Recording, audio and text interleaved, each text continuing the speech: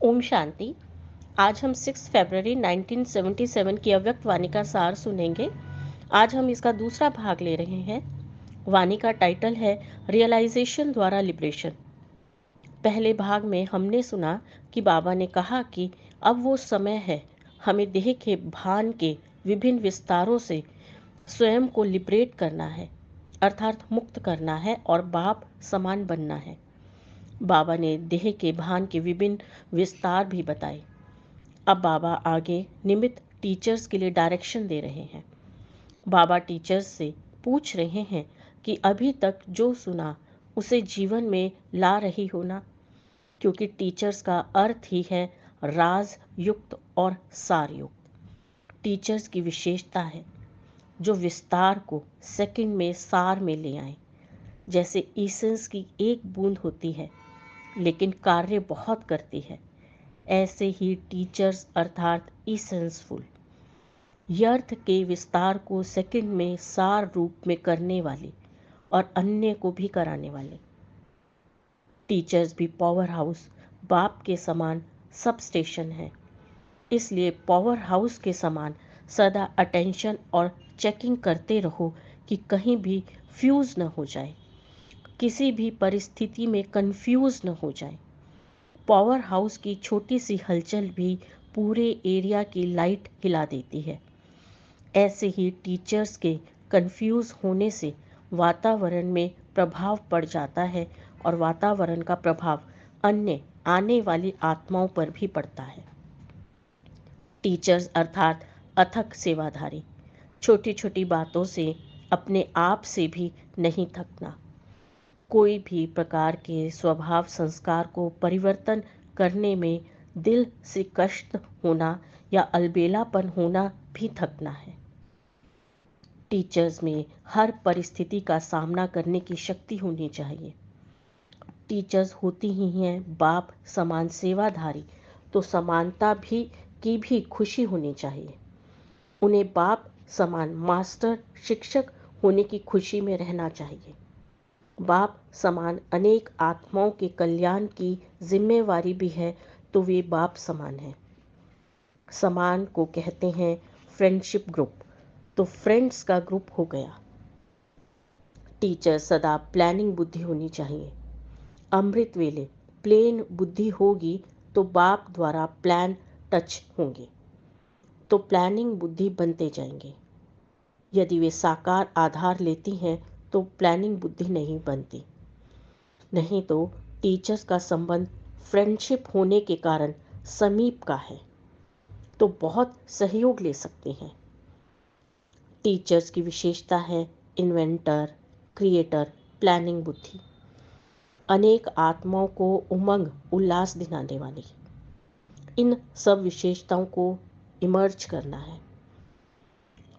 Teachers की विशेषता है अनुभवी मूर्त, बोलने वाली मूर्त नहीं, अनुभवी मूर्त। बोलना भी अनुभव के आधार पर। बाबा कह रहे हैं कि बाबा इन सब विशेषताओं से संपन्न देखते हैं टीचर्स को, और ये महानता भी बाप की दी हुई है, इसे अपनी प्रॉपर्टी नहीं समझना। बाबा टीचर्स को इन सब विशेषताओं को रियलाइज कर देह के भान से लिबरेट होने के लिए प्रेरित कर रहे हैं। फिर बाबा आगे और भी डायरेक्शंस देते हैं कि किन किन बातों से लिबरेट होना है। यदि हर आत्मा स्वयं को सर्व खजानों से संपन्न महसूस करेगी तो सदा अतीन्द्रिय सुख में रहेगी। उसे बाप और सेवा के सिवाय कुछ भी दिखाई नहीं देगा। वह हद की प्रवृत्ति को संभालते हुए ईश्वरीय सेवा अर्थ अपने को ट्रस्टी समझकर प्रवृत्ति का कार्य करेगी।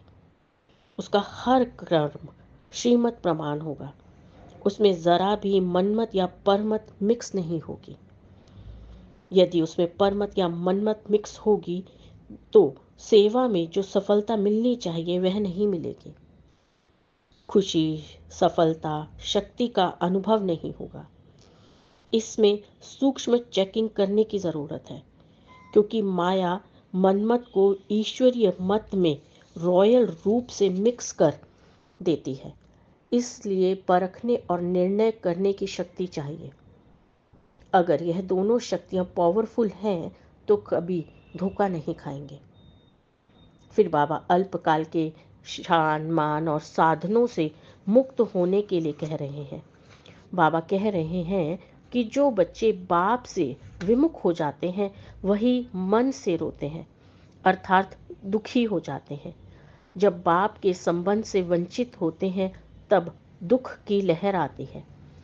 तो रोना अर्थात बाप से नाता तोड़ना।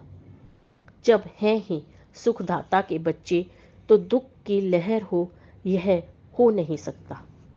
मूड ऑफ करना भी मुख से रोना है। फिर बाबा ने कहा कि जो फास्ट स्पीड वाले होंगे वे समस्याएं आने पर समय नहीं गवाएंगे, बल्कि हाई जंप देकर निकल जाएंगे। फास्ट स्पीड अर्थात जो बाप ने कहा वो किया। फिर आगे कहा, खुशी और शक्ति प्राप्त करने का आधार है श्रेष्ठ कर्म। श्रेष्ठ कर्म तभी होते हैं जब कर्म और योग दोनों साथ साथ हों। जैसे आत्मा और शरीर साथ साथ हैं, अलग हो जाएं तो मुर्दा बन जाते हैं, वैसे ही अगर कर्म के साथ योग नहीं तो कर्म बेकार हो जाता है। बंधन डालने वाली आत्मा को भी सहयोगी के रूप में देखो। बंधन से और ही अधिक इच्छा बढ़ती है तो बंधन बंधन नहीं लेकिन सहयोग हुआ ना। अगर सहयोग की दृष्टि से देखो तो मज़ा आ जाएगा। बंधन को बंधन की दृष्टि से देखेंगे तो कमज़ोर बन जाएंगे। इस पूरी वाणी को यदि और ही संक्षिप्त करें तो बाबा समय प्रमाण का हमें ब्राह्मण धर्म और कर्म का रियलाइजेशन करा रहे हैं, ताकि हम अल्प काल के आने वाले अलग अलग देह के भान के विस्तार से स्वयं को मुक्त कर सकें। स्वयं को प्रजा पद के संस्कारों से मुक्त करना, अल्पकाल के नाम मान शान साधनों से मुक्त करना, मन में आने वाली दुख की लहर से स्वयं को मुक्त रखना, अपनी श्रेष्ठ तकदीर को सम्मुख रख अपनी कमजोरियों पर फुल स्टॉप लगाना, अथक सेवाधारी बनना, श्रेष्ठ कर्म करना है। अब अंतिम समय का यह पुरुषार्थ करना है। तो बाबा की अपने सब बच्चों से यह शुभ इच्छा है कि अल्पकाल के देह भान से स्वयं को लिबरेट करें। ओम शांति।